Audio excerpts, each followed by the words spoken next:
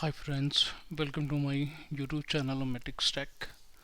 तो चलिए आज हम जिस टॉपिक के बारे में बात करने वाले हैं उस टॉपिक का नाम है आईओसी यानी इन्वर्जन ऑफ कंट्रोल। तो आज हम समझने की कोशिश करेंगे आईओसी है क्या, आईओसी काम कैसे करता है, आईओसी के बेनिफिट्स क्या हैं जो हम अपनी एप्लीकेशन के अंदर आईओसी को यूज़ करते हैं, अपनी सॉफ्टवेयर के अंदर इसे यूज़ करते हैं तो इससे हमें क्या बेनिफिट मिलता है।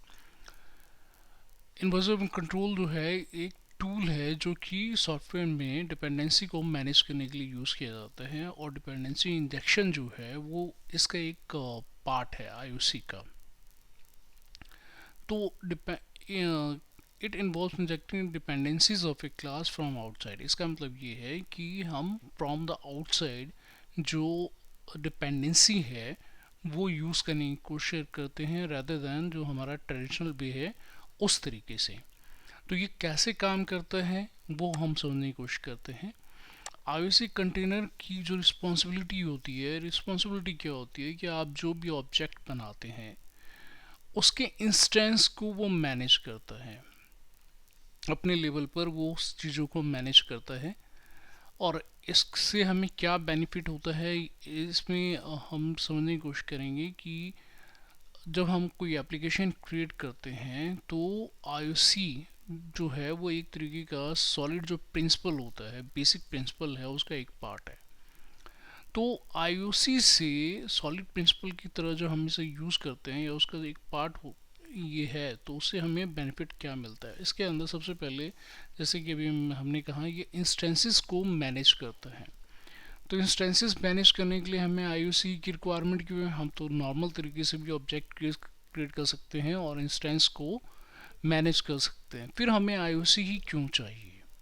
और इसका बेटर जो हम कह रहे हैं कि ये इंस्टेंसेस को बेटर वे में मैनेज करता है, इसके क्या मायने निकल के आते हैं। चलिए पहले हम देखते हैं कि जब हम एक ऑब्जेक्ट क्रिएट करते हैं, एक इंस्टेंस बनाते हैं, तो इंस्टेंस आईओसी के अंदर कितने तरीके से मैनेज होता है, यानी जो इंस्टेंस होता है उसका लाइफ स्पैन जो होता है वो किस तरीके से मैनेज किया जाता है। तो इसमें तीन तरीके से इसकी टोटल जो इंस्टेंस है उसको मैनेज किया जाता है। वो है एक सिंगलटन, दूसरा ट्रांजिएंट और तीसरा है स्कोप्ड। ये है। अब जब भी आप कोई आईओसी कंटेनर लेते हो तो उसके अंदर हमें डिफाइन करना पड़ता है कि जो आप इंस्टेंस उसे दे रहे हो उसे आईओसी के किस कैटेगरी के अंदर उसे मैनेज करना है, यानी उसका जो लाइफ स्पैन होगा वो किस तरीके से मैनेज किया जाएगा। तो इसके अंदर हमारे पास पहला आता है सिंगलटन। सिंगलटन का जो पैटर्न है वो ये कहता है कि जब आप एक बार इसके थ्रू सिंगलटन के थ्रू किसी इंस्टेंस को क्रिएट कर लेते हैं तो टिल जब तक एप्लीकेशन चल रही है तब तक आप एक ही इंस्टेंस को पूरे एप्लीकेशन के अंदर यूज़ करते रहेंगे, और सिंगल इंस्टेंस जो है वो पूरी एप्लीकेशन में शेयर होता रहेगा। दूसरा जो टाइप है वो है ट्रांजिएंट। ट्रांजिएंट के थ्रू जब भी हम किसी इंस्टेंस को डिफाइन करने की कोशिश करते हैं तो उसका मतलब ये होता है कि आपका जो ये ऑब्जेक्ट है वो बार बार क्रिएट होता रहेगा। ट्रांजिएंट ऑब्जेक्ट जो होते हैं बहुत शॉर्ट टाइम के लिए होते हैं और नॉर्मली जो है वो एप्लीकेशन के अंदर शेयर्ड नहीं होते। तीसरा है स्कोप्ड। तो स्कोप्ड का मतलब क्या है। ट्रांजिएंट का हमने कहा है कि हर बार ये एक नया इंस्टेंस हमें देता रहेगा, जब भी आप एक रिक्वेस्ट देंगे एक ऑब्जेक्ट बनाता रहेगा। अब स्कोप के अंदर क्या होता है, स्कोप भी हर बार एक ऑब्जेक्ट बनाता है, एक इंस्टेंस बनाता है, बट इसका लाइफ जो है वो कितने टाइम के लिए होगा। इसका मतलब ये है कि जब हम स्कोप को यूज़ करके किसी भी टाइप का इंस्टेंस क्रिएट करेंगे तो उसकी लाइफ जो है, उसका बिहेवियर जो है वो कैसा होगा। तो इसके बिहेवियर के अंदर है कि जब भी आप सपोज करें नॉर्मल जो हम यूज़ करते हैं, सपोज करें आपने एक डाटाबेस का ट्रांजैक्शन यूज़ किया। नॉर्मली आप लोग डाटाबेस में ट्रांजैक्शन यूज़ करते हो तो आप उसमें देखते हो कि जब आप ट्रांजैक्शन स्टार्ट करते हैं उसके बाद उसका जैसे ही आपका ट्रांजेक्शन कंप्लीट होता है आइदर आप ट्रांजेक्शन को कमिट कर देते हो या फिर रोल बैक कर देते हो। तो इसका मतलब जब आप स्कोप के थ्रू किसी इंस्टेंस को क्रिएट करते हैं तो ये इसी तरीके से बिहेव करता है कि जब उसका यूज़ आपने कर लिया उसके बाद उसकी लाइफ जो है वो ख़त्म हो जाएगी, उसका इंस्टेंस जो है वो ख़त्म हो जाएगा। इसी तरीके से अगर आप वेब एप्लीकेशन के अंदर कोई रिक्वेस्ट भेजते हैं और रिक्वेस्ट के बाद जब आपका जो रिस्पॉन्स है वो आपको मिल जाता है तो इसका मतलब उस इंस्टेंस का जो टाइम स्पैन है, जो टाइम ड्यूरेशन है, वो सिर्फ इतने टाइम के लिए ही है कि आप जब उसे रिक्वेस्ट सेंड करेंगे और उसके बाद रिस्पॉन्स ले लेंगे तो वो इंस्टेंस ख़त्म हो जाएगा। तो अभी मैंने बताया है कि आईओसी कंटेनर जो है वो किस तरीके से हमारे इंस्टेंसेस को मैनेज करता है। तो चलिए हम मान लेते हैं कि ये बेटर वे है, बेटर अप्रोच है। तीन तरीके हैं हमारे पास जिससे कि हम इंस्टेंसेस क्रिएट कर सकते हैं, ऑब्जेक्ट क्रिएट कर सकते हैं और उसे मैनेज कर सकते हैं। वो ऑब्जेक्ट तो हम नॉर्मल तरीके से भी करते हैं, न्यू करके हमने क्लास का जो है ऑब्जेक्ट बना लेना है। तो इसका ड्रॉबैक क्या है और आईओसी कंटेनर का जो बेनिफिट है वो आईओसी कंटेनर का बेनिफिट क्या है। जब आप किसी ऑब्जेक्ट को ट्रेडिशनल वे के अंदर डिफाइन करते हैं, एक बात सबसे पहले ध्यान रखिए कि जब भी कोई आप एप्लीकेशन बनाते हैं, सॉफ्टवेयर बनाते हैं, तो उसके लिए हमें एक रैम के थ्रू एक एरिया प्रोवाइड कर दिया जाता है जिसके अंदर हम अपनी एप्लीकेशन को रन कर सकते हैं। अब अगर आपने बहुत सारे ऑब्जेक्ट बनाए, एक ही के लिए हमने क्या किया, 10 15 20 ऑब्जेक्ट बना दिए। अब रैम के अंदर अगर मेमोरी ख़त्म हो गई तो एप्लीकेशन जो है वो क्रैश होना स्टार्ट हो जाएगा। तो जो हमारा एक ऐप डोमेन है, जिस जो हमें एक एरिया प्रोवाइड किया गया है सिस्टम के थ्रू कि आपको इतनी मेमोरी यूटिलाइज करनी है और इतनी मेमोरी के अंदर ही आपको अपनी एप्लीकेशन को रन करना है। तो कभी भी जब हम एप्लीकेशन बनाते हैं तो हम इस बात का ध्यान रखें कि जो हम ऑब्जेक्ट है वो अनलिमिटेड ना बनाएं, क्योंकि हमें मेमोरी मैनेजमेंट सबसे पहले देखना पड़ता है। अगर हम मेमोरी को बेहतर तरीके से मैनेज नहीं करते हैं तो इसका मतलब ये है कि हमने अपनी एप्लीकेशन को बेहतर नहीं बनाया है, जो कि इस बात की पूरी पूरी पॉसिबिलिटी रहेगी कि हो सकता है एक टाइम के बाद जब ऐप डोमेन का जो एरिया हमें दिया गया है वो ऑब्जेक्ट से फिल हो जाए तो आपकी एप्लीकेशन जो है वो क्रैश होनी स्टार्ट हो जाए। मान लें आपके पास क्लास ए है, क्लास ए के लिए आप कई जगह यूज़ कर रहे हैं और आपने क्या किया, उसी क्लास के कई जगहों पर आपने ऑब्जेक्ट क्रिएट कर दिए। ऑब्जेक्ट जो है डिस्ट्रॉय होते हैं, गार्बेज कलेक्टर जो है उन्हें डिस्ट्रॉय कर देता है, बट वो कुछ स्पेसिफिक टाइम लेता है। हो सकता है आपने बहुत सारे ऑब्जेक्ट क्रिएट किए हैं और गार्बेज कलेक्टर उसे प्रॉपरली जो है वो डिस्ट्रॉय नहीं कर पा रहा है, क्योंकि उसे पता ही नहीं है कि जो ऑब्जेक्ट है वो कितने टाइम के लिए यूज़ कर रहे हैं, कितने टाइम के लिए आपके पास है, कितने टाइम के लिए उसे रखना है। तो उसका एक प्रोसेस है जिसके थ्रू आप ऑब्जेक्ट को गार्बेज कलेक्टर डिस्ट्रॉय कर देते हैं। बट अगर आपने प्रॉपरली मेमोरी मैनेजमेंट नहीं की हुई है और कंटिन्यूसली बहुत सारे ऑब्जेक्ट क्रिएट कर रहे हैं अननेसेसरी, जिसे कि अवॉइड किया जा सकता था और प्रोग्राम को और रोबस्ट बनाया जा सकता था, बट आपने उस बात का ध्यान नहीं रखा, तो उस केस के अंदर क्या होगा कि कंटिन्यूसली ऑब्जेक्ट क्रिएट करने की वजह से जो मेमोरी एलोकेट की गई है वो फुल हो जाएगी और उस केस के अंदर हमारी एप्लीकेशन जो है वो क्रैश होना स्टार्ट हो जाएगा।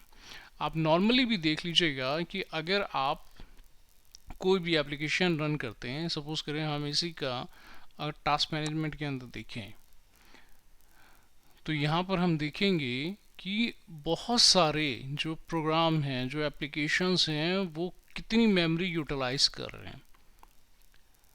अगर मान लें इसने अभी तक 73% मेमोरी जो है वो ऑक्यूपाई कर ली है और अगर अब आप अपनी एप्लीकेशन चलाते हैं और सपोज करें कि जो मेमोरी है वो इसे सिर्फ कुछ एमबी की मेमोरी जो है वो इसे एलोकेट होती है और आप अपने एप्लीकेशन में इतने सारे आपने ऑब्जेक्ट बना लिए हैं कि जो मेमोरी है वो बेहतर तरीके से मैनेज में नहीं है, कंटिन्यूसली आप ऑब्जेक्ट बनाए जा रहे हैं, तो ऑब्वियस ही बात है उस केस के अंदर आपका एप्लीकेशन क्रैश करेगा। तो यहाँ पर देखिए कि कुछ एग्जांपल हैं, जैसे ये आप देख रहे हैं इसके अंदर 815.8 जो है एमबी मेमोरी यूज़ हो रही है। जो कि बहुत बेहतर तरीके से मेमोरी को मैनेज किया गया होगा, उसे बहुत बेहतर तरीके से चीज़ों को क्रिएट किया गया होगा, उसके बाद इतनी मेमोरी यूज़ कर रहा है। अब अगर आप कोई एप्लीकेशन बनाते हैं और उसके अंदर अननेसेसरी जब मेमोरी को लोड करना स्टार्ट करेंगे ऑब्जेक्ट को मेमोरी के अंदर, तो ऑब्वियस सी बात है क्रैश आएगा। तो इन्हीं क्रैश से बचने के लिए जो हमारी एप्लीकेशंस होती हैं, उन एप्लीकेशंस के अंदर मेमोरी मैनेजमेंट को ध्यान रखते हुए हम IOC कंटेनर यूज़ करते हैं। और सॉलिड जब भी हम एप्लीकेशन बनाते हैं तो हमें सॉलिड प्रिंसिपल का ध्यान रखना चाहिए, और उसके अंदर जो सॉलिड में IOC जो है वो भी एक पार्ट है।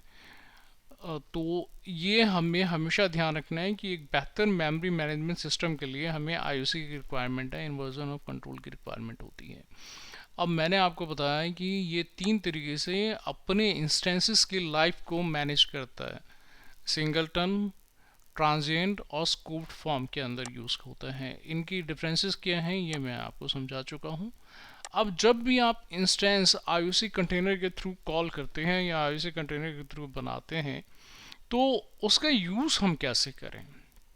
उसका यूज़ जो है वो हम तीन तरीके से कर सकते हैं, ईदर बाय कंस्ट्रक्टर इंजेक्शन और प्रॉपर्टी इंजेक्शन और मेथड इंजेक्शन।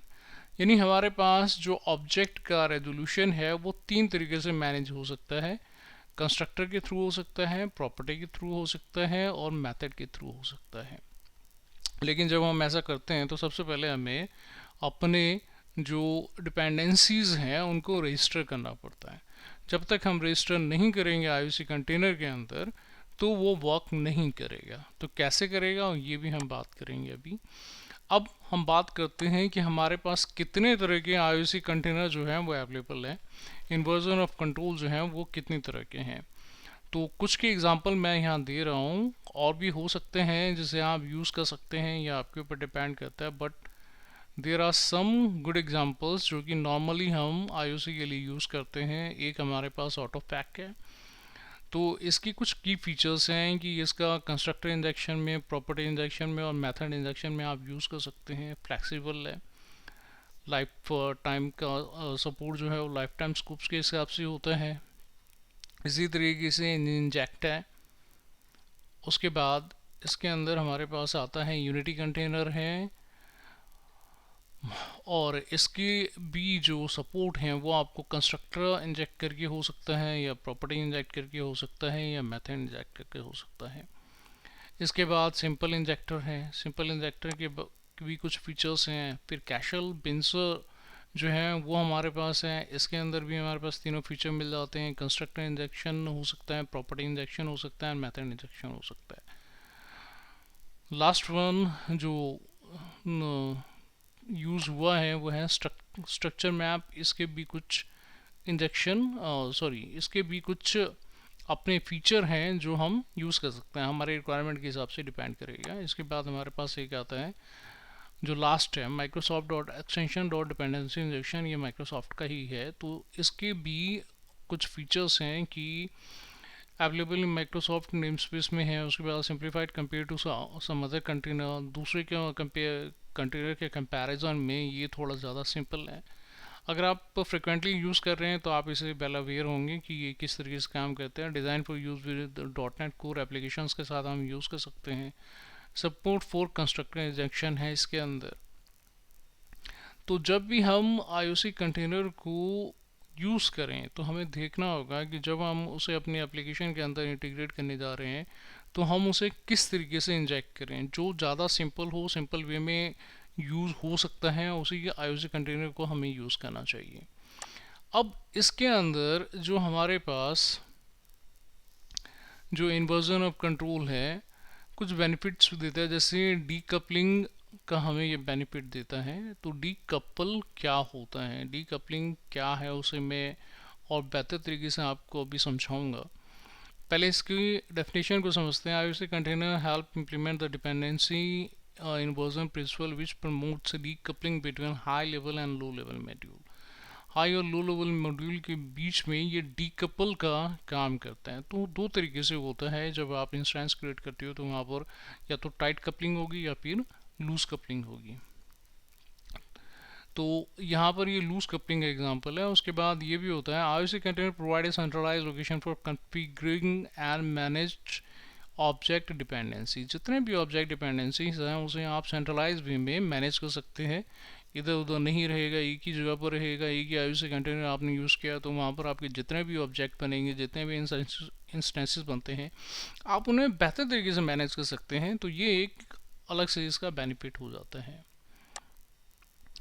उसके बाद ये होता है promotion of single responsibility principle. पहले ही बता चुका हूँ कि जो ये है ये सॉलिड प्रिंसिपल का एक पार्ट है। तो जब भी आप एप्लीकेशन बनाते हैं, उसका आर्किटेक्चर डिज़ाइन करते हैं, तो you have to remember that you need to follow solid principle. तो सॉलिड प्रिंसिपल को आपको फॉलो करना चाहिए। तो सॉलिड प्रिंसिपल में ये IOC जो है वो भी एक सॉलिड प्रिंसिपल का पार्ट है।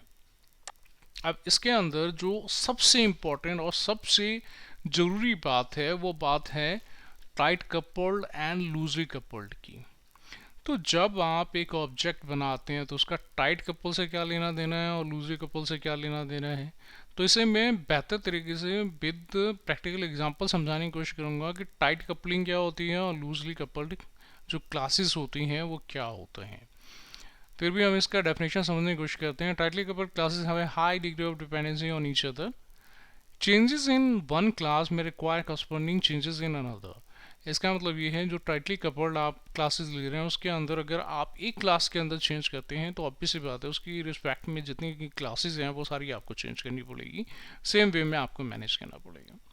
लूजली कपल्ड की जब हम बात करते हैं तो लूजली कपल्ड का ये होता है कि क्लासेस में लो डिग्री ऑफ डिपेंडेंसी होती है एक दूसरे के ऊपर। इसका मतलब ये होता है कि अगर आप एक जगह चेंज करते हैं तो ज़रूरी नहीं है कि आपको सब जगह उसका जो है इम्प्लीमेंटेशन में चेंज करना पड़े। तो ये जो हमारे पास IOC कंटेनर का जो ये बेनिफिट है कि लूजली कपल्ड है, तो ये बेनिफिट जो है वो सबसे ज़्यादा अच्छा है जिसकी बेस पर आप कहीं भी अपने इंस्टेंसेस को बेटर तरीके से मैनेज कर सकते हैं। इसके बाद यहाँ पर एक एग्ज़ाम्पल है जो यहाँ पर समझाने की कोशिश मैं कर रहा हूँ कि टाइटली कपल्ड में और लूजली कपल्ड में फ़र्क क्या होता है। सपोज़ करें कि मेरे पास एक क्लास है, मैंने यहाँ पर एक क्लास बनाया हुआ है पब्लिक क्लास लॉकर। इसके अंदर मैंने एक मेथड बनाया है पब्लिक वॉइड लॉक।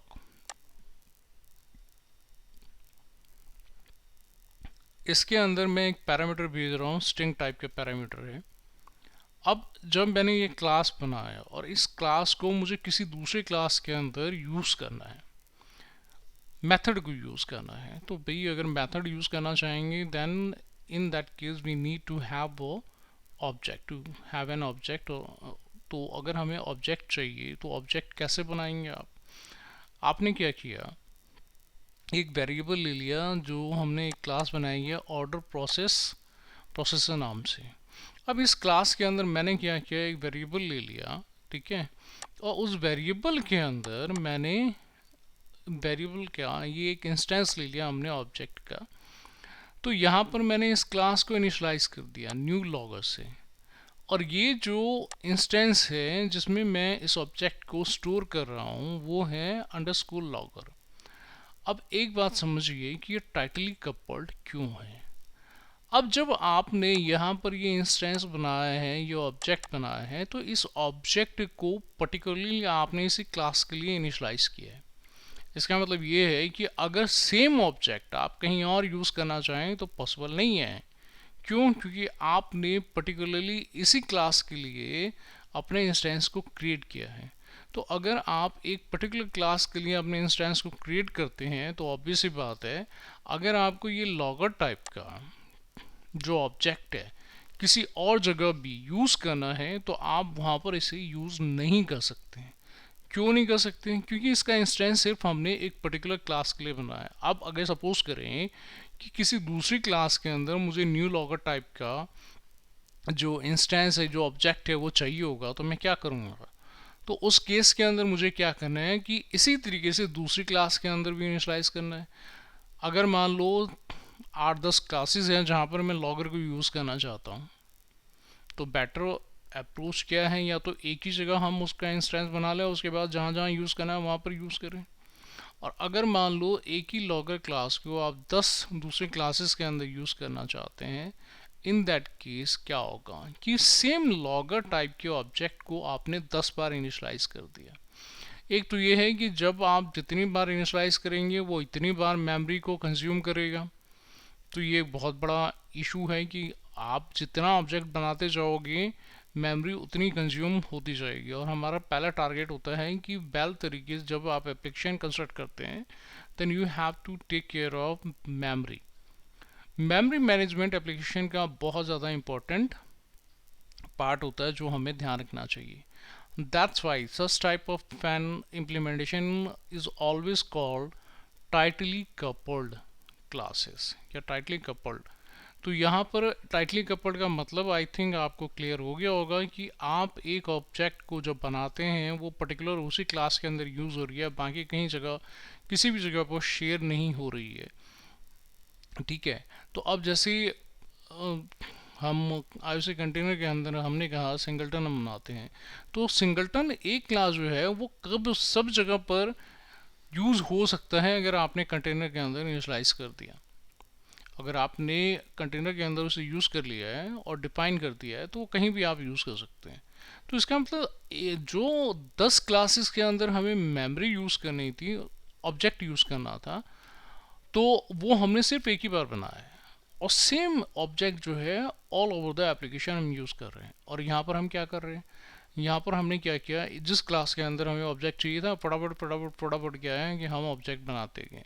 तो 10 क्लासेस में अगर हमने ऑब्जेक्ट बनाए तो 10 ऑब्जेक्ट बन गए। 10 ऑब्जेक्ट मेमोरी ऑक्यूपाई करेंगे, मेमोरी ऑक्यूपाई करेंगे तो ऑब्वियस सी बात है ऐसे अगर हमने 100 क्लासेस बना ली तो सोचिए कितना मेमोरी जो है वो वेस्ट चला जाएगा और उस केस के अंदर एप्लीकेशन जो है वो 100% क्रैश मारेगा। अब हम बात करते हैं लूजली कपल्ड की। तो लूजली कपल्ड के लिए ही हम आईओसी कंटेनर बनाते हैं और डिपेंडेंसी इंजेक्शन का यूज़ करके हम उसे कहीं भी जहाँ चाहिए वहाँ पर हम यूज़ कर सकते हैं। अब मैंने आपको बताया है कि जब आप लूजली कपल्ड के बारे में बात करते हो तो लूजली कपल्ड का मतलब क्या हुआ कि आप एक जगह उस क्लास जो लूजली कपल्ड है मोस्टली हम इंटरफेस के थ्रू जो है सब जगह उसे यूज़ करते हैं। तो मैं सपोज करो एक इंटरफेस बनाता हूँ आई लॉगर टाइप का, इसको मैंने क्या किया यहाँ पर बैटर लॉगर में मैंने उसे इम्प्लीमेंट कर दिया। और अब अगर मुझे ये क्लास जो है वो 10 जगह यूज़ करनी है तो मैं क्या कर रहा हूँ, यहाँ पर मैंने क्या किया, एक दूसरी क्लास ली, दूसरी क्लास के अंदर मैंने क्या किया, यहाँ पर ये आई लॉगर टाइप का वेरिएबल बनाया, यहाँ पर उसको कंस्ट्रक्टर के थ्रू मैंने क्या किया, इंजेक्ट कर दिया इस जो लॉगर हमने बनाया हुआ था। क्योंकि लॉगर का जो इम्प्लीमेंटेशन है वो बैटर लॉगर के अंदर है, तो जब आप इन दोनों को इनिशियलाइज करेंगे कंटेनर के अंदर तो इंटरफेस के थ्रू ही हम उसे यूज़ कर सकते हैं। तो जहाँ पर आपने आई लॉगर बना लिया था, अब इस आई लॉगर के अंदर जो भी मेथड बना हुआ है, मेथड क्या था, लॉगर डॉट लॉग, यहाँ क्या लॉग। तो यहाँ पर हमने क्या किया, अब हमने क्या किया था कि एक इंटरफेस के थ्रू हमें सब जगह इंस्टेंस को मैनेज करना है। अब हमने यहाँ इसे इंजेक्ट कर दिया, कंस्ट्रक्टर के थ्रू हमने इंजेक्ट किया, ये कंस्ट्रक्टर इंजेक्शन है आपका। तो कंस्ट्रक्टर के थ्रू जो है वो हम यहाँ पर इंजेक्ट कर रहे हैं इसको। इसे मैं थोड़ा और हाईलाइट कर देता हूँ जिससे आपको क्लियर हो जाए। तो ये कंस्ट्रक्टर इंजेक्शन है और हमने कहा कि जब भी आप कोई इंस्टेंस बनाते हैं आईओसी के थ्रू तो वहाँ पर क्या करना पड़ता है कि आप 3 तरीके से उसे मैनेज करते हैं, इधर इन सिंगलटन भी और इन ट्रांजिएंट भी और इन स्कोप भी। तो यहाँ पर कंस्ट्रक्टर के थ्रू मैं उसे मैनेज करने की कोशिश कर रहा हूँ, इंजेक्ट करने की कोशिश कर रहा हूँ। और अगर एक क्लास मैंने बनाई है बेटर, इसके अंदर मैंने लॉगर का जो भी उसके अंदर डिफाइन किया गया वो मैं इसे यूज़ कर सकता हूँ। इन द सेम भी अगर मान लो मैंने 10 क्लासेस बनाई हैं, class 1, class 2, class 3, class 4, class 5, सब में अगर सेम जो इंस्टेंस है उसको मैं इंजेक्ट करूं तो सेम जो मेथड है उसके अंदर डिफाइन किया हमने वो 10 जगह पर यूज़ किया जा सकता है। अब जो आप डिफ़ाइन करने वाले हैं वो आपके ऊपर डिपेंड करेगा कि आप उसे किस वे में डिफ़ाइन करना चाहते हैं। ट्रांजिएंट वे में आपको चाहिए या फिर आपको स्कोप वे में रखना है, और मैं उसका यूज़ बता चुका हूँ कि किस केस के अंदर स्कोप में रखना है, कहाँ पर हमें ट्रांजिएंट के अंदर रखना है, कहाँ पर हमें आपका सिंगलटन फॉर्म के अंदर यूज़ करना है। तो यहाँ पर अगर 10 क्लासेस के अंदर अगर मुझे आई लॉगर को यूज़ करना है, लॉगर क्लास को यूज़ करना है, तो ऑब्वियस बात है इंटरफेस के थ्रू मैं इंजेक्ट करूँगा और जहाँ जहाँ मुझे चाहिए होगा वहाँ यूज़ कर लूँगा। यानी अगर 10 क्लास के अंदर मुझे यूज़ करना है तो मैंने सिर्फ और सिर्फ एक इंस्टेंस बनाया है।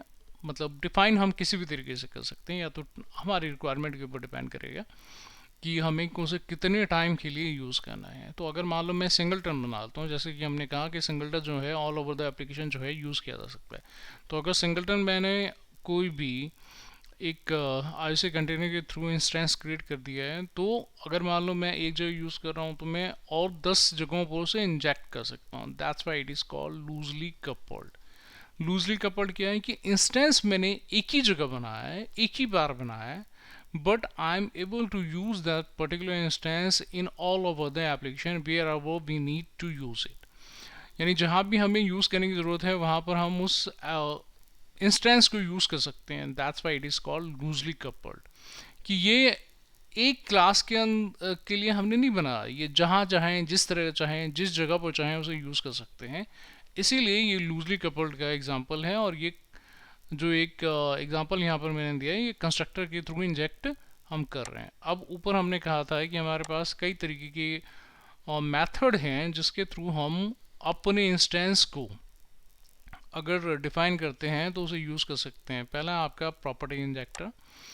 तो सपोज करें आई लॉगर बनाया हमने, उसे कंसोल लॉगर के ऊपर इम्प्लीमेंट कर दिया, और फिर हम क्या करते हैं इसे यूज़ करने के लिए जाते हैं। तो एक मैंने क्लास बनाई थी ऑर्डर प्रोसेस करके, यहाँ पर मैंने एक प्रॉपर्टी डिफाइन की है आई लॉगर टाइप की। तो आई लॉगर टाइप में इसमें मुझे एक इंस्टेंस पास करना है। तो मैं क्या करूँगा, किसी भी क्लास में जहाँ से मुझे उसे पास करना है एक बार इनिशियलाइज करते हुए, क्योंकि इसका इंस्टेंस मुझे सिर्फ एक ही बार क्रिएट करना है, तो मैं क्या करूँगा उस आई लॉग जो कंसोल लॉगर है उसका इंस्टेंस जो है मैंने यहाँ पर ले लिया। और इंटरफेस का क्या यूज़ है, कैसे हम करते हैं, ये आपको आई थिंक बेहतर तरीके से पता होगा। तो यहाँ पर हमने ले लिया, और हमारी दूसरी जो क्लास थी ऑर्डर प्रोसेस, उसके अंदर हमारे पास एक प्रॉपर्टी डिफाइन है। वो प्रॉपर्टी किस टाइप की है, उसका टाइप क्या है, आई लॉगर टाइप है। प्रॉपर्टी आप किसी भी तरीके से बना सकते हो, किसी भी टाइप की बना सकते हो, ये आपके ऊपर डिपेंड है। तो यहाँ पर आई लॉगर टाइप की मैंने प्रॉपर्टी बनाई है। तो आई लॉगर टाइप में मैंने क्या किया है कि यहाँ पर इसका इंस्टेंस लिया, और इसका इंस्टेंस मुझे इसलिए बनाना पड़ेगा क्योंकि ये इस क्लास की प्रॉपर्टी है। ऑर्डर प्रोसेस में जो ये प्रॉपर्टी है वो ऑर्डर प्रोसेस क्या है, और इसको मैं यूज़ आउटसाइड द क्लास तभी कर पाऊंगा जब मैं इस क्लास का इंस्टेंस क्रिएट करता हूँ। तो मैंने इस क्लास का इंस्टेंस क्रिएट कर दिया, यानी ऑब्जेक्ट बनाया है, और इंस्टेंस वेरिएबल जो है वो ऑर्डर प्रोसेस नाम से है। तो ऑर्डर प्रोसेस के अंदर मेरे पास एक प्रॉपर्टी है लॉगर टाइप की। लॉगर को मैंने जो यहाँ पर ये डिपेंडेंसी इंजेक्शन यूज़ किया था वो मैंने पास कर दिया। वैसे मैं इसको एक एक करके फिर दोबारा आपको क्लियर करके समझाऊंगा कि कैसे काम कर रहा है, किस तरीके से काम कर रहा है, ताकि आपको समझ में आ जाए बेहतर तरीके से। तो यहाँ पर ये जो है ये है प्रॉपर्टी इंजेक्शन का काम। अब दूसरा जो हमारे पास आता है, दूसरा आता है मेथड इंजेक्टर। कि भाई एक इंस्टेंस को आप मेथड के थ्रू कैसे इंजेक्ट कर सकते हो। This is the second way of injecting. जो इंस्टेंस है वो हम इंजेक्ट कर सकते हैं। तो अब हमने फिर एक हमने ये ले लिया कंसोल लॉगर, हमारे पास ऑलरेडी था, इसी टाइप का हमने क्लास बना लिया। अब यहाँ पर एक हमने क्लास बनाई है ऑर्डर प्रोसेस करके, और यहाँ पर हमने एक मेन क्लास बनाया। यहाँ पर सेम वे में जो हमने किया था पीछे वही हमने किया है। लॉगर का इंस्टेंस ले लिया, फिर ऑर्डर प्रोसेस जिसके क्लास के अंदर यूज़ करना उसे ले लिया, और उसके अंदर मेरे पास एक मेथड बना हुआ है प्रोसेस ऑर्डर। और वहाँ पर मैं उसे क्या भेज रहा हूँ, वहाँ पर मैं भेज रहा हूँ आई लॉगर टाइप की क्लास को, इंस्टेंस को। तो यहाँ पर ये आई लॉगर टाइप का इंस्टेंस जो है वो मैंने यहाँ पर पास कर दिया। तो इस तरीके से आप मेथड के थ्रू इंजेक्ट कर सकते हैं। और कंस्ट्रक्टर के इंजेक्शन का प्रोसेस जो है वो मैं ऑलरेडी आपको बता चुका हूँ, बट मैं दोबारा एक बार बताता हूँ। ये मेरे पास एक लॉगर था, ये कंसोल लॉगर बनाया उस जहाँ पर मैंने उसे इम्प्लीमेंट किया है। अब ये जो यूज़ कर रहे हैं ये कंस्ट्रक्टर के अंदर हमने बनाया है, कंस्ट्रक्टर के थ्रू इंजेक्ट करना है। तो सेम एग्जांपल मैं दे रहा हूँ थोड़ा अलग वे में। तो यहाँ पर कंस्ट्रक्टर के थ्रू मुझे इसको इंजेक्ट करना है, तो मैंने कंस्ट्रक्टर में क्या किया, आई लॉगर को इंजेक्ट कर दिया। इसे मैं और बेहतर तरीके से क्लियर करता हूँ आप लोगों को। तो आई लॉगर में इंजेक्ट कर दिया। तो अब इसके बाद हमारे पास जो एक हमने मेथड बनाया उसके अंदर लॉगर के मेथड का जो हमारे पास लॉग है उसको यूज़ कर रहा हूँ।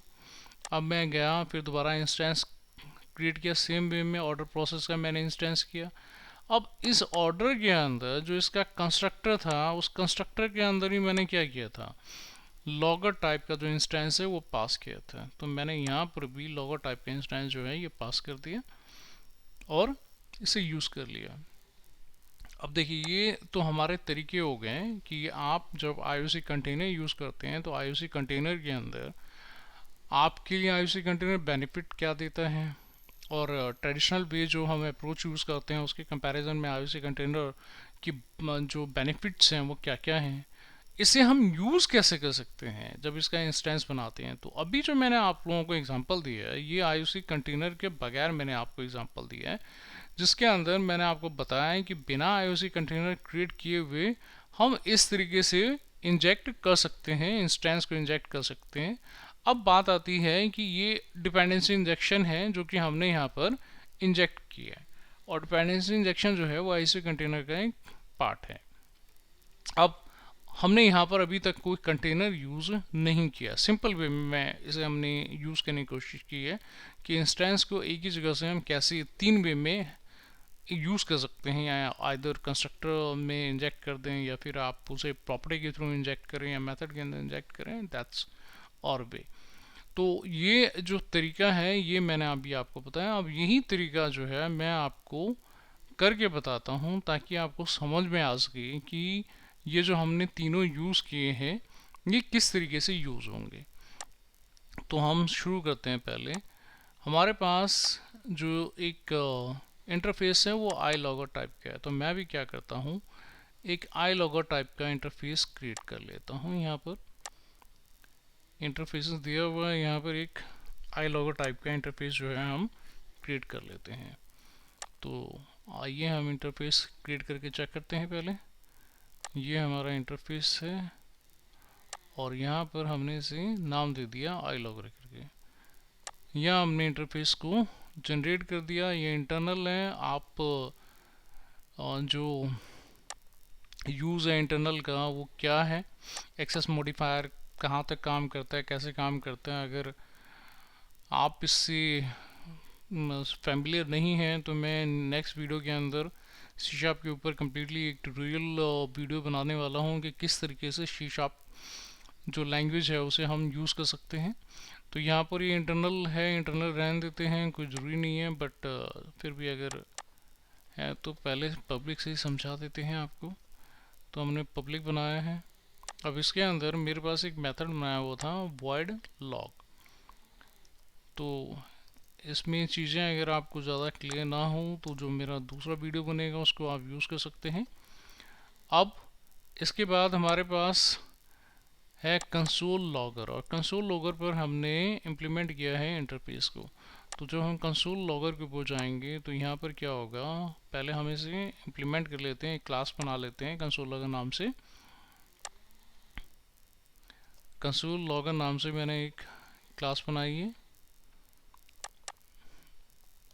इसे भी पब्लिक डिफाइन कर देते हैं। और कंसोल लॉगर के ऊपर जो हमने आई लॉगर बनाया होता है इसे हम इम्प्लीमेंट कर लेते हैं। तो जब हम इम्प्लीमेंट करने के लिए जाते हैं तो कहता है कि भाई जो भी आपके पास इंटरफेसेस है उसे इम्प्लीमेंट कीजिए। तो मैं यहाँ इंटरफेस को इम्प्लीमेंट कर देता हूँ। यहाँ पर पब्लिक वॉइड लॉक करके एक मेथड बन गया हमारे पास।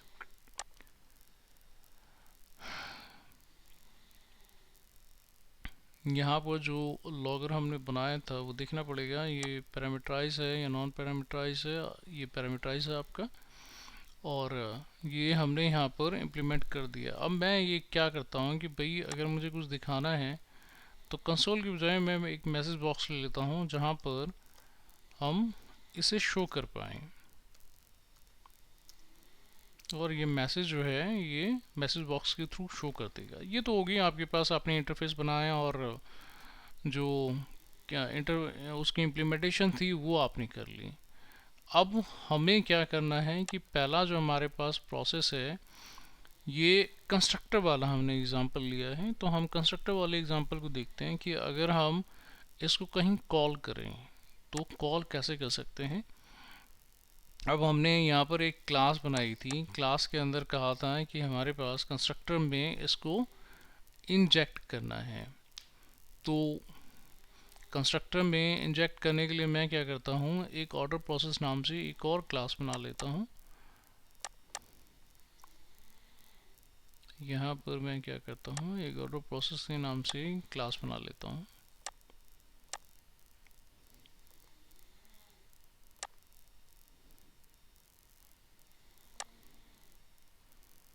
ये मैंने क्लास कंस्ट्रक्ट कर लिया है। फिलहाल हम एक्सेस मॉडिफायर को पब्लिक टाइप का ही मैं रखता हूँ, ज़्यादा चेंज नहीं करता। जैसे कि आपको जो मैं एग्जांपल दे रहा हूँ वो आप उस चीज़ को बेहतर तरीके से समझ लें। तो यहाँ पर मैंने इसे यूज़ कर लिया। चलिए अब हम यहाँ पर इसको डिफाइन कर देते हैं। तो मैंने एक क्लास बनाई ऑर्डर प्रोसेस नाम से, उसके अंदर मैंने कंस्ट्रक्टर में मुझे इंजेक्ट करना है आई लॉगर के इंस्टेंस को, तभी ये काम करेगा। अब लॉगर डॉट लॉग के अंदर हमें क्या करना है, मैसेज भेजना है। तो ये मैसेज जो है ये हम यहाँ से उसे भेज देंगे। अब अगर हम इसे यूज़ करना चाहते हैं तो कैसे यूज़ करें, चलिए हम यहाँ पर एक यूआई मैंने बनाया है, यूआई से ये देख लेते हैं कि हम यूज़ कैसे करें। अब यहाँ पर मैंने कहा था कि ये कंस्ट्रक्टर के थ्रू हम इसे इंजेक्ट करना चाहते हैं। ठीक है, हम कंस्ट्रक्टर के थ्रू इसे इंजेक्ट कर देते हैं। यहाँ पर हमने बताया क्या करना है, using dependency injection with constructor injection. तो ठीक है, हमने क्या कहा कि जो हमारे पास इंटरफेस था आईओसी के थ्रू भी मैं इसे करके बताऊंगा कि आईओसी के थ्रू जो कोई भी कंटेनर अगर हम ले लें तो उस कंटेनर के थ्रू हम इसे कैसे यूज़ कर सकते हैं। फिलहाल मैं बिना कंटेनर के समझा रहा हूँ। बिना कंटेनर के आपकी जो चीज़ें हैं वो ज़्यादा क्लियर होंगी, उसके बाद फिर मैं कंटेनर लेके आपको समझा दूंगा। तो यहाँ पर मैंने ऑर्डर क्लास बनाया था। अब क्योंकि ऑर्डर क्लास के अंदर मुझे इंजेक्ट करना था किसके इंस्टेंस को, आई लॉगर टाइप के इंस्टेंस को, तो मैंने यहाँ पर कंसोल जिसके ऊपर मैंने इम्प्लीमेंट किया हुआ था इंटरफेस को उसे ले लिया और वही मैंने यहाँ पर पास कर दिया और ये आपका प्रोसेस ऑर्डर कर दिया। जब प्रोसेस ऑर्डर में जाएगा तो प्रोसेस ऑर्डर में हमने क्या लिखा हुआ है, यहाँ पर लॉगर डॉट लॉग के अंदर जाओ, लॉगर डॉट लॉग के अंदर जाएगा तो क्या लिखा हुआ है कि भाई जो भी आप वहाँ से लेके आए उसको शो कर दीजिए। चलिए हम एक बार इसको देख लेते हैं और इसे स्टार्ट करते हैं। ये जो एग्ज़ाम्पल है ये आपको सेपल के फॉर्म में मिल जाएगा, तो आप डाउनलोड करके भी उसे चेक कर सकते हो कि ये कैसे वर्क करता है, डिपेंडेंसी इंजेक्शन का बेटर यूज़ क्या है। अब यहाँ पर मैंने क्या किया, इंजेक्ट किया, ये देखिए प्रोसेसिंग ऑर्डर 1 2 3 4 जो हमने उसे दिया था, यानी उसे ऑब्जेक्ट मिल गया है और यहाँ पर उसने उसे जो भी हमने उसे डिफाइन करने के लिए कहा था वो डिफाइन कर दिया। अब यहाँ पर देखिए कि अगर आप यहाँ पर आते हैं, एक ब्रेक पॉइंट लगा लेते हैं, चेक करते हैं कि भाई ये जो इंस्टेंस है वो इंस्टेंस मिला है या नहीं मिला। अब यहाँ आए, देखिए यहाँ से लॉगर का जो इंस्टेंस था वो मिल गया, यहाँ पर आए इसका इंस्टेंस इसको मिल गया है। अब इस इंस्टेंस के अंदर जो ये लॉग मेथड बना हुआ था वो इस इंस्टेंस का पार्ट था, ये मेथड बता दिया है कि ये इसका मेथड है और जब आप इसे क्रिएट करेंगे तो ये लॉग के पास भेजेगा। अगर मान लें कि इंस्टेंस ना मिला हो तो ये पूरा प्रोसेस कंप्लीट नहीं होगा। तो यहाँ पर देखिए अगर ये यहाँ तक आता है इसका मतलब ये ऑलरेडी इसको इंस्टेंस मिला हुआ है, तभी ये इसके मेथड को कॉल कर पा रहा है। ये देखिए तो ये यहाँ पर उसने कॉल कर दिया था। तो ये हमारा तरीका हो गया है कि कंस्ट्रक्टर के थ्रू हमने इसको इंजेक्ट किया है। अब कंस्ट्रक्टर की बाद हम एक और जो दो हमारे प्रोसेस पड़े हुए हैं, एक हमारे पास पड़ा हुआ है मेथड इंजेक्टर। तो मेथड इंजेक्टर के थ्रू अगर हम करें तो कैसे काम करता है, तो ऑलरेडी हम कंसोल वाला जो एग्जांपल है वो हमने बनाया हुआ है। अब इसके अंदर सिर्फ ये देखना है कि जो हम मेथड इंजेक्टर वाला काम कर रहे हैं वो मेथड इंजेक्टर वाला यूज़ करके चेक कर लें। ये प्रॉपर्टी इंजेक्टर है आपका और ये मेथड इंजेक्टर है, ये आई लॉगर हमने बना रखा है। उसके बाद हम आते हैं यहाँ पर, हमने कहा कि जो प्रोसेस ऑर्डर है इसके अंदर मेथड के थ्रू उस इंस्टेंस को इंजेक्ट कर लिए। चलिए जी, हम इसको इंजेक्ट कर लेते हैं और इसके अंदर एक और मेथड जो आपके पास दिया हुआ है ऑर्डर प्रोसेस के अंदर, इसके अंदर एक मेथड क्रिएट कर लेते हैं। पब्लिक करके मैंने क्रिएट किया हुआ है, इसका मतलब मैं आउटसाइड द क्लास इसको एक्सेस कर सकता हूँ। तो यहाँ पर मैंने इसे बताया कि भाई मैं आपको क्या देने वाला हूँ, एक लॉगर देने वाला हूँ, ठीक है। लॉगर टाइप का इंस्टेंस आपको देने वाला हूँ जिससे कि आप इसको क्लियर कर सकें, इसे रन कर सकते हैं। तो यहाँ पर अगर हम देखें, हमने पहले क्या मेथड यूज़ किया था, ये वाला मेथड यूज़ किया था। अभी हम इसे कमेंट कर देते हैं, हमें जो है वो दूसरा वाला मेथड देखना है जो मेथड हमने इंजेक्ट किया है मेथड के थ्रू। यहाँ पर हम इसको कॉल कर लेते हैं। ये देखिए मेथड के थ्रू हमने यहाँ पर इसका इंस्टेंस बनाया हुआ था और इसके इंस्टेंस को हमने यहाँ पर पास कर दिया है और बाकी जो प्रोसेस है वो एज इट इज़ चलता रहेगा, वो उसके अंदर कोई दिक्कत नहीं होगी क्योंकि वहाँ पर हम जो प्रोसेस है वो प्रोसेस मेथड के थ्रू करवा रहे हैं, कंस्ट्रक्टर के थ्रू नहीं करवा रहे हैं। तो इसको मैं थोड़ा और सेग्रीगेट कर देता हूँ जिससे कि आपको ज़्यादा क्लियर रहे। तो inject dependency using a method, तो ये जो प्रोसेस है इसके अंदर हमने इस प्रोसेस में अगर आप देखें तो हमने इंस्टेंस आई लॉगर टाइप का इसको पास किया, तो मेथड के थ्रू ये इंजेक्शन हो गया, यानी मेथड के थ्रू हम इंस्टेंस को पास कर रहे हैं आउटसाइड द क्लास, ठीक। तो अगर हम इसको रन करेंगे तो ये फिर दोबारा से जो भी हमने इसके अंदर डाला है वो प्रोसेस हमें दिखा देगा। ये देखिए प्रोसेस, इसको हम थोड़ा और क्लियर कर लेते हैं जिससे पता रहे ये क्या है। यहाँ पर ये बता देते हैं कि ये क्या है, मेथड इंजेक्शन है ये, और यहाँ पर हमने ये पास किया इसके पास, ठीक है। तो ये हमें बता देगा कि ये किस टाइप का है, मेथड इंजेक्शन टाइप का है। यहाँ से हटा देते हैं ब्रेक वर्ड नॉट रिक्वायर्ड। देखिए इसने हमें बता दिया कि प्रोसेस किसके थ्रू हमने कंप्लीट किया है, मेथड इंजेक्शन के थ्रू कंप्लीट किया, यानी हमारे दो प्रोसेस कंप्लीट हो गए। एक हमने कंस्ट्रक्टर के थ्रू कंप्लीट किया, एक हमने मेथड के थ्रू किया। अब हमें क्या करना है, अब हमें करना है इसका प्रॉपर्टी के थ्रू हम किस तरीके से इंजेक्ट कर सकते हैं। तो हमें क्या करना है, एक प्रॉपर्टी इंजेक्शन के लिए सेम टाइप का एक प्रॉपर्टी हम डिफाइन कर लेते हैं अपने एप्लीकेशन के अंदर। ये जो हमारा प्रोसेस ऑर्डर है इसके अंदर हम एक डिफाइन कर देते हैं प्रॉपर्टी इंजेक्शन टाइप का। ये हमने प्रॉपर्टी डिफाइन कर दी है। तो अब इसके अंदर जो ये प्रॉपर्टी है इसको हमें कुछ भेजना है, तो प्रॉपर्टी को इनिशलाइज तो कर दिया लेकिन पता कैसे चलेगा, तो इसके लिए हमारे पास ऑर्डर प्रोसेस के अंदर यहाँ पर दिया हुआ है लॉगर डॉट लॉग करके। तो ये जो है ये प्रॉपर्टी के थ्रू हम इसे कॉल करेंगे और यहाँ पर इसका नाम देख लेते हैं, प्रोसेसिंग ऑर्डर है, ये इंजेक्शन के थ्रू था, ये आपका जो होगा ये आएगा क्योंकि ये ऑलरेडी इस टाइप का हमने मेथड बनाया हुआ है, तो ये इसने एरर दिया तो हम इसे कमेंट कर देते हैं। अभी जो ये काम करेगा ये किसके थ्रू करेगा, प्रॉपर्टी के थ्रू करेगा। क्यों करेगा, क्योंकि हम इसकी प्रॉपर्टी के अंदर इंस्टेंस को भेजेंगे। आउटसाइड द क्लास, क्योंकि हमने कहा कि हम तीन तरीके से डिपेंडेंसी इंजेक्शन को इंजेक्ट कर सकते हैं. First way is just to use by constructor, second way is just to pass instance by method, and the third one is just to pass the instance with the help of a property. तो हम यहाँ property के through inject करने की कोशिश कर रहे हैं. तो अब यहाँ पर अभी तक हमने जो बनाया है ये आपका हो गया इंजेक्शन मेथड के थ्रू हो गया. अब हम जो यहाँ पर यूज़ करेंगे वो प्रॉपर्टी के थ्रू करेंगे. तो प्रॉपर्टी के थ्रू हम इंजेक्ट करके इसको चेक कर लेते हैं कि ये काम कैसे करेगा. अब ये देखिए ऑलरेडी हमारा बना हुआ है. हम यहाँ पर इसको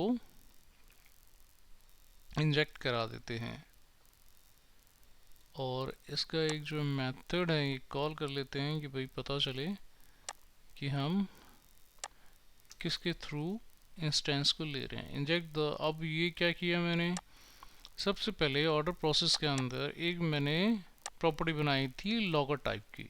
तो लॉगर टाइप को जो इंस्टेंस है आई लॉगर टाइप का वो मैंने पास कर दिया. अब ये जो मेथड मैंने बनाया है इस मेथड के अंदर जो हम इंस्टेंस यूज़ कर रहे हैं वो लॉगर का यूज़ कर रहे हैं जो कि प्रॉपर्टी के थ्रू आ रही है. और अगर इसे प्रॉपर्टी के थ्रू इंस्टेंस नहीं मिलता है इन दैट केस ये जो है फेल हो जाएगा, कोई प्रोसेस नहीं करेगा.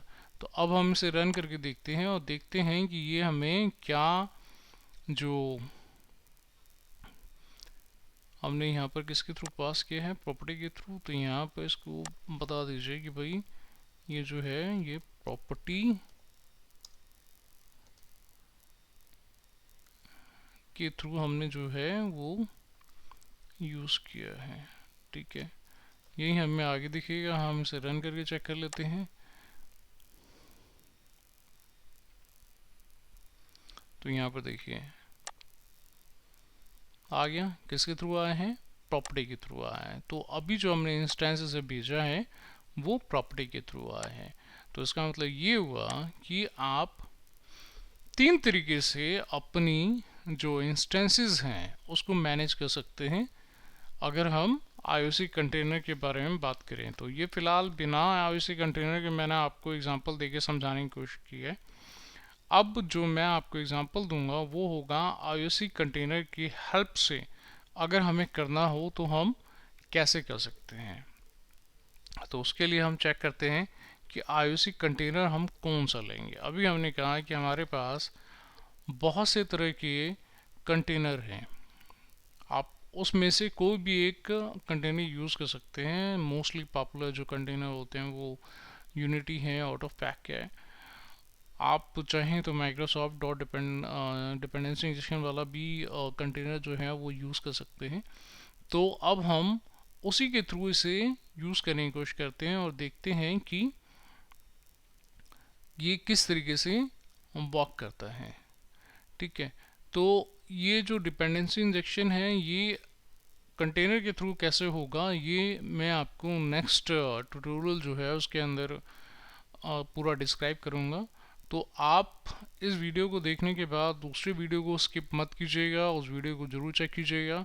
उसके अंदर IOC कंटेनर यूज़ करके मैंने किस तरीके से जो इंस्टेंसेस हैं वो हमने मैनेज किया है या उसे यूज़ किया है वो आपको समझ में आ जाएगा.